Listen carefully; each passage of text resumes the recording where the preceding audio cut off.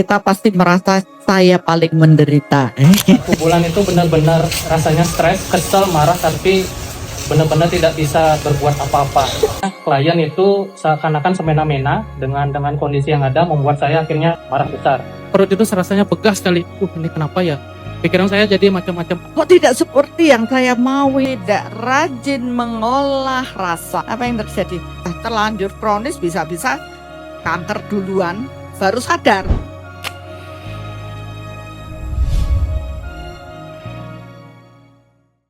Ya, selamat pagi Bapak Ibu.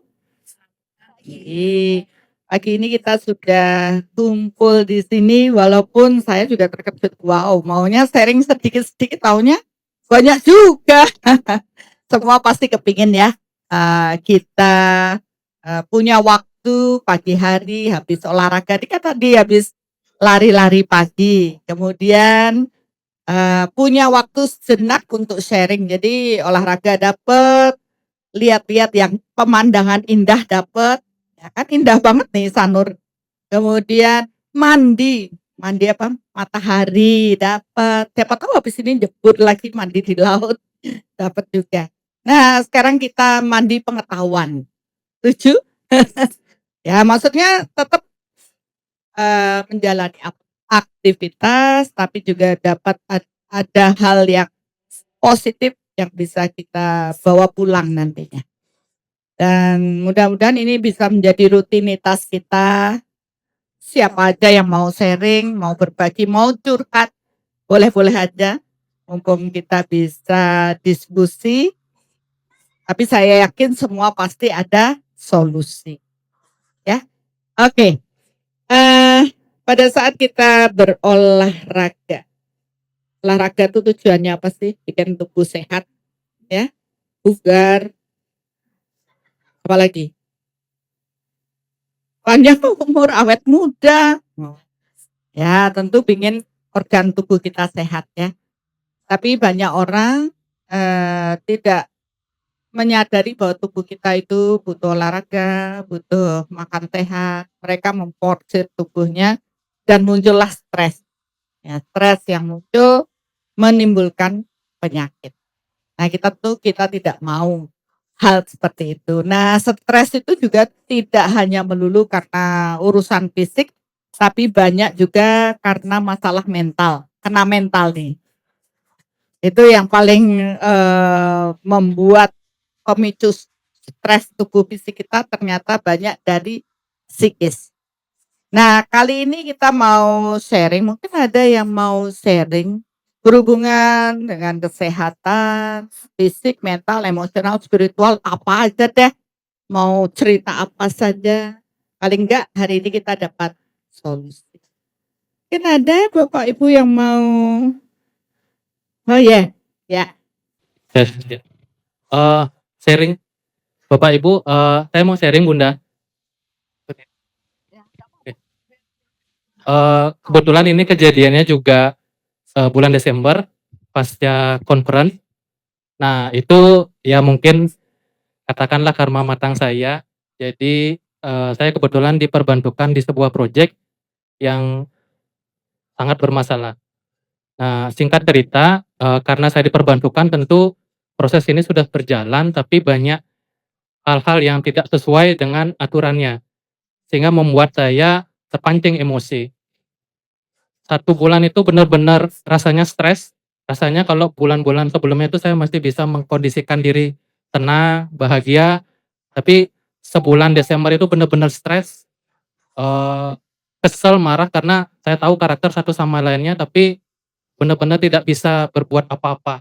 Yang bisa saya lakukan pada saat itu, setiap pagi bahagia, malam baru bisa bahagia lagi karena benar-benar stresnya tingkat tinggi dan emosi. Dan akhirnya beberapa minggu, kayak kalau tidak salah pertengahan Desember itu puncaknya, klien itu seakan-akan semena-mena dengan kondisi yang ada membuat saya akhirnya marah besar. Saya syukurnya tidak sampai memaki, tapi saya meninggikan suara sampai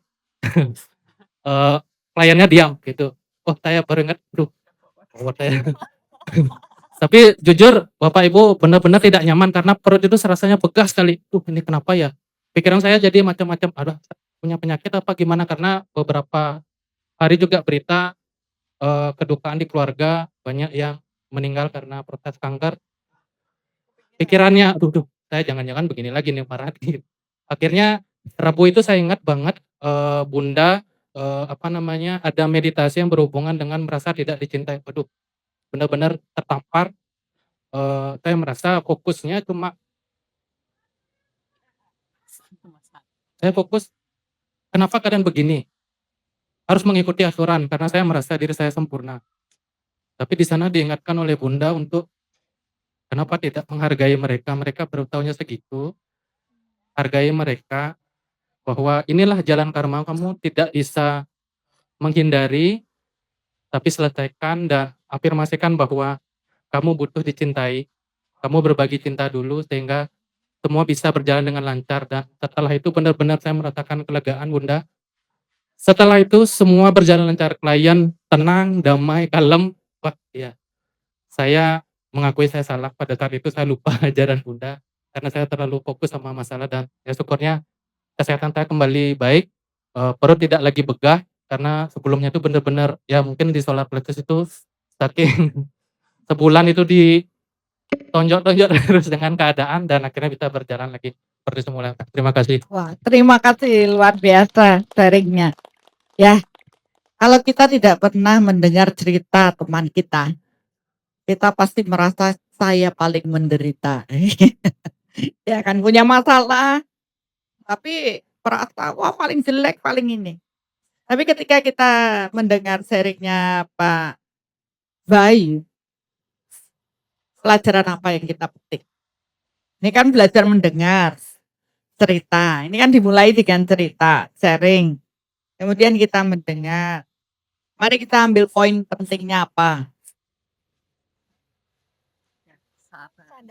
Sabar, belajar sabar. Sadar, sadar ya. Ini latihan berkesadaran. Hidup kita itu kita disuruh berlatih untuk sadar. Banyak orang yang memikirkan hanya masa depan atau terus terpuruk karena masa lalu. Padahal hidup adalah saat ini. Sadar dengan kondisi kita saat ini. Ya, sadarnya yang Pak Bayu dapatkan, oh iya saya kok marah gitu. Namanya juga masih manusia. Marah oke, kalau bisa kan jangan sampai marah ya, jangan sampai kelewatan. Tapi namanya juga proses sadar, pengendalian, pikiran, perasaan. Marah kan selalu awal di pikiran masih tenang, tapi begitu masuk ke perasaan biasanya langsung meledak. Ya, kenapa? Karena, dalam kita merasa ini ada sensitivitas, ada batasan. Ya, dalam kita berpikir, pikirannya tuh boleh banyak, tapi tubuh itu punya batasan. Maksudnya Bapak Ibu satu hari mikirnya berapa kali? Ribuan, ya kan? Itu pun sudah menurut penelitian, apa yang kita pikirkan tuh banyak ya. Tidak terbatas pikiran, tapi ternyata tubuh itu punya batasan. Ya, punya sensitivitas yang berbeda atas reaksi pikiran. Tadi dari ceritanya saya sudah sebulan nih, ada kalau saya bilang ada harapan, ada ekspektasi saya masuk ke sana menata jadi lebih bagus kan gitu. Tapi ternyata kita stres sendiri dengan keadaan di sana.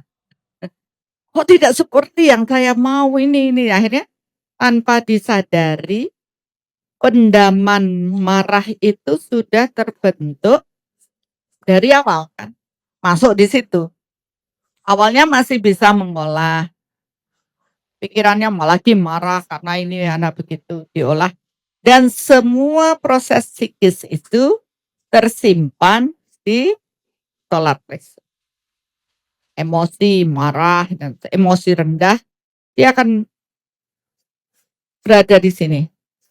Satu hari marah, nyimpen lagi. Satu hari cemas, nyimpen lagi, apapun itu. Dan tubuh fisik punya batasan. Begitu ini sudah berakumulasi, maka di cakra ini akan menyumbat aliran energi yang masuk ke dalam tubuh. Jadi psikis Bapak Ibu tuh menyumbat cakra. Aliran cakra ke organ itu tersumbat. Artinya apa? Energi tidak masuk ke organ-organ tadi. Kalau dia menyumbat ke bagian usus besar, begah, ya, lambung, apalagi ada cemas, ada ini masuk, dia aliran energi yang harusnya ke lambung tidak mengalir, juga begah, tidak enak. Ya, itu batasan kapasitas tubuh. Ini yang harus Bapak Ibu pahami. Oh, berarti tubuh saya ini sudah penuh dengan psikis negatif yang saya miliki. Nah, ketika kapasitas tubuh ini sudah overload,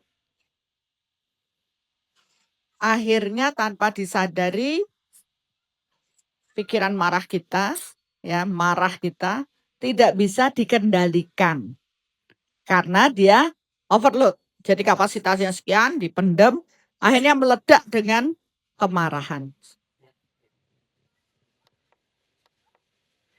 Ketika kita menyadari Bapak Ibu, kita sudah sadar, harusnya sebelum meledak marah, kita sudah pemurnian dulu, membersihkan, menyadari, oh ya saya minta maaf. Mungkin kalau tadi Pak Bayu awal masuk ke sana sudah minta maaf, memaafkan dan menyadari bahwa oh ya mereka butuh saya hadir ke sana untuk menjadi lebih baik, bukan menuntut mereka jadi baik, gitu, bukan. Mereka butuh saya untuk berupaya membuat perubahan mereka menjadi baik. Jadi bukan kita menuntut saya di sana harus lebih baik. Nah, ini kan yang membuat ketegangan. Ya, jadi penting di awal aktivitas apapun kita sadari dulu peran saya di sana itu untuk apa. Niatan itu penting diciptakan dulu. Disitulah kita sudah mulai berkesadaran. Sadar saya ke sana, untuk melakukan perubahan.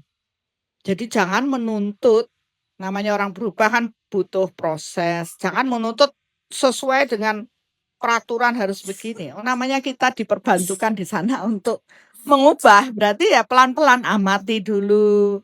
Ya bagus tadi kalau tebarkan cinta, kan itu yang meluluhkan mereka, akhirnya mereka menyadari dan mereka berubah. Nah, kalau kita terus bereaksi dengan kemarahan, solar plexusnya besar, pendemannya banyak, kita akan sakit. Kita stres, tegang. Tadi masalahnya seperti yang diceritakan Pak Bayu. Masalah di pencernaan akan muncul, ya. Masalah di lever akan muncul, lambung. Kan ini solar plexus ini mengendalikan semua organ dalam. Nah, begitu psikis marah itu menutup jalur energi ke organ, apa yang terjadi? Organnya sakit. Bukan karena kurang makan ya, Bapak Ibu menjadi sehat karena sirkulasi energinya lancar. Bapak Ibu berolahraga, ini untuk apa sih? Membuat sirkulasi energi di tubuh kita itu mengalir dengan baik. Coba kalau di rumah cuma diem, rebahan terus, diisi makan, tidur lagi. Bisa lancar nggak? Enggak. Jadinya kok fungsi orang berolahraga, beraktivitas adalah memperlancar energi tubuh mengalir. Jadi kenapa ada orang yoga? Itu untuk mengalirkan energi.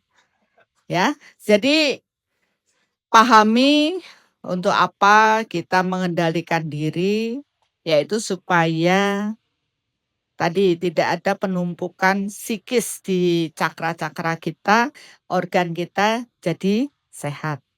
Yang 2 sadar. Ya kalau bisa jangan sampai sakit fisik dulu, baru sadar, ini kan sadarnya terlambat.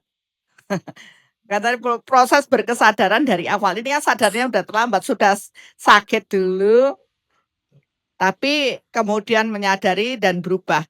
Untung cepet taunya. Nah, coba kalau sudah bertahun-tahun itu sudah terlanjur kronis, bisa-bisa kanker duluan, baru sadar. Ya, seperti itu jalannya penyakit. Jadi kenapa saya mengajarkan ayo bersih-bersih batin, ayo bersih-bersih stres. Untuk apa? Supaya tubuh fisik kita tidak sakit. Ya, sakit itu muncul ketika penumpukan stres di cakra-cakra kita menghambat energi yang bersih. Kita pergi ke sini itu untuk apa? Sekedar lari-lari? Tidak. Kita menyerap prana udara yang sehat, yang bersih. Ini tidak ada kontaminasi. Kalau di kota, mobil sana sini itu kontaminasinya banyak. Tapi di sini prana udaranya bagus. Ya, tidak ada kontaminasi. Belum lagi di sini banyak pepohonan, udara jelas bersih. Ya, kemudian prana sinar matahari itu ada energi yang dibutuhkan tubuh, itu juga bagus. Karena ini di timur kan, jadi kita dapat sinar matahari pagi. Vitamin D bisa diproses ya kan di dalam tubuh. Jadi manfaatnya banyak. Tidak hanya jalan-jalan saja olahraga, tapi banyak hal. Nah, kalau kita tadi, wah rajin olahraga, tapi tidak rajin mengolah rasa, apa yang terjadi? Sakit juga. Kenapa? Karena energi psikis itu lebih lengket lagi dan menutup cakra kita walaupun dia sudah jungklang-jungkling yoga ya, wah udah nge-gym, udah apa, tapi psikis menumpuk, cakra juga buntu. Makanya orang-orang zaman dahulu memikirkan gimana sih caranya supaya energi kita mengalir dengan bagus. Ya, ada gerakan tai chi, yoga, tapi tidak hanya sekedar gerakannya. Kemudian paham lebih dalam, oh ternyata penyebab penyakit adalah beban psikis. Mulailah orang, kalau orang Jawa mengolah rasa. Ini penting, kan? Ada dari kalau di barat dengan ilmu psikologi. Nah, itu dari kedokteran barat. Kalau di timur seperti kita di Indonesia ini memang olah rasa itu daya batin. Itu lebih penting untuk kita menyelesaikan diri kita. Bapak Ibu sudah mendapatkan pengetahuan ini, tolong dimanfaatkan. Ya, dimanfaatkan menjaga sehat tidak hanya sekedar olahraga fisik saja, mari kita juga mengolah rasa. Baru dapat keseimbangan kesehatan. Nah, kalau nggak begitu ya banyak orang di luar kan, oh itu sudah rajin banget olahraga, kok juga masalah. Ya ternyata dia lupa mengolah rasa. Ya, jadi tetap berkeseimbangan, berkesadaran, seperti kasus Pak Bayu ini kan semua punya masalah ya. Kalau Pak Bayu di kantor, ada yang punya masalah di rumah, baru mau masuk aja sudah bagaimana kita bisa hidup tenang ya, gimana kalau di situ enak sekali, di Sanur enak sekali, lupa sejenak, healing kita healing. Iya di sini ya menjadi diri sendiri, lari-lari sama teman, jalan-jalan, begitu masuk pagar udah langsung beda mode. Ya, sudah beda modenya. Ya, jadi tolong dijaga rumah, kebersihan energinya juga dijaga, batinnya juga dijaga. Biar kita terus hidup dengan berkesadaran.